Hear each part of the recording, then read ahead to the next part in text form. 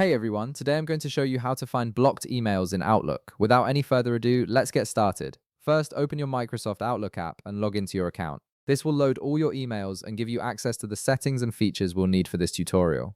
Once your emails have loaded, navigate to the Home tab located at the top part of your screen.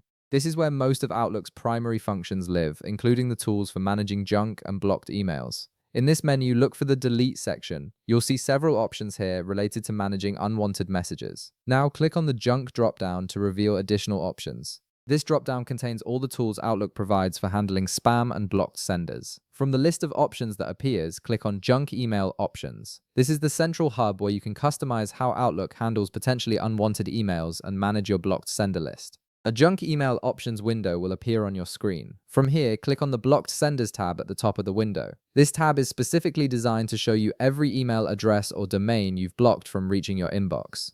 Once you click on it, you'll directly see all the blocked emails you have in your Outlook account. This list displays every sender that Outlook is currently preventing from contacting you. If you want to make changes to this list, you have several options. You can add new email addresses or domains to block by clicking the action buttons on the right side of the window. Similarly, if you've accidentally blocked someone or no longer want to block a particular sender, you can remove them from this list using the same buttons. You also have the option to edit existing entries if needed. Additionally, at the bottom of this right side panel, you'll find options to import or export a list of blocked emails. This feature is particularly useful if you're setting up a new device or want to share your blocked sender list across multiple accounts or computers. The import function lets you bring in a list from another source, while the export function saves your current blocked senders to a file. And that's it, you've now accessed your complete list of blocked emails in Outlook and learned how to manage it effectively. If this video helped you out, be sure to leave a like, subscribe, and I'll see you in the next one.